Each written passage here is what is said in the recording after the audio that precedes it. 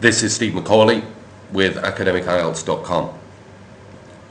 In this video we're going to take a look at part 2 of the speaking, the long speech, the monologue. Important point here is that you've got to speak for 2 minutes.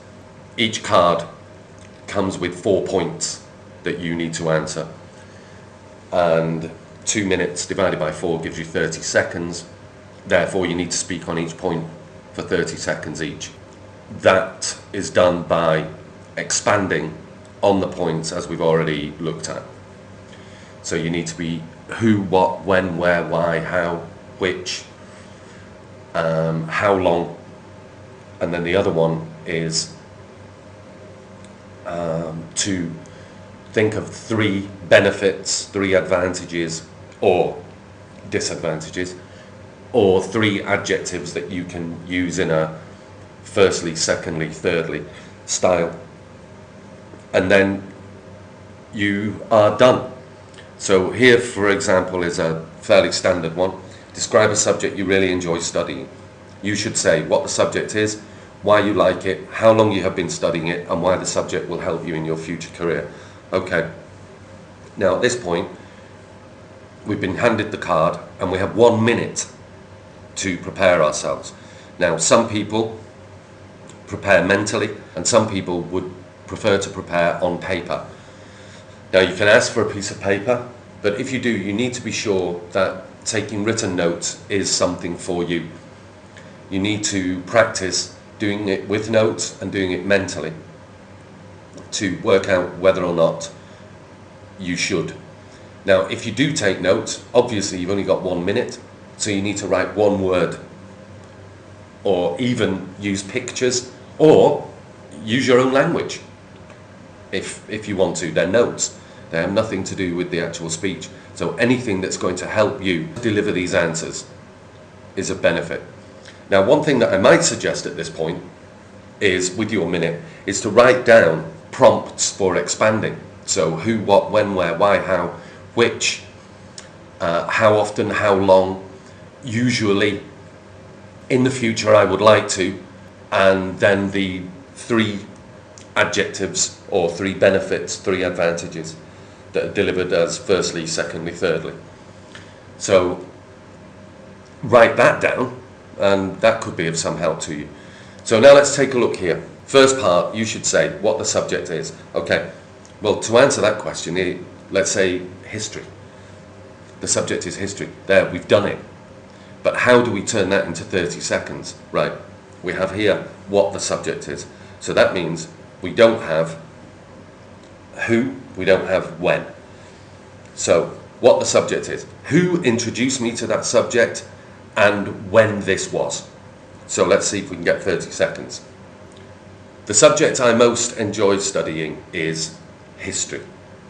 I find history fascinating.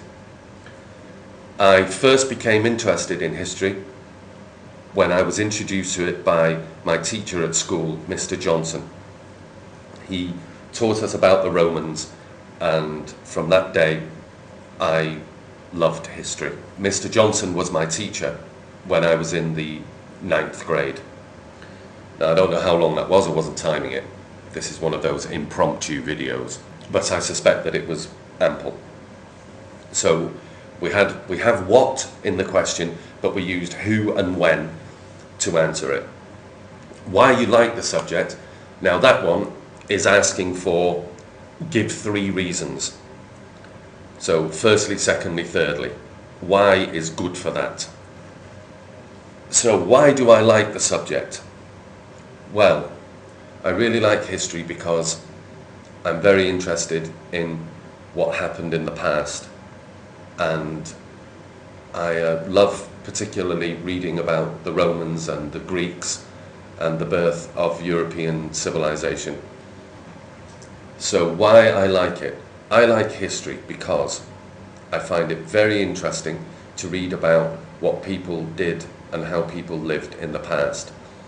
And also I like it very much because it allows me to travel to different countries to visit famous monuments and famous places, to write about in my course. How long you have been studying it, okay? Here's a phrase for you. Well, as I previously mentioned, so that you could use, as I previously mentioned, I became interested in history when I was in the 9th grade. Therefore, I have been studying history for 20 years.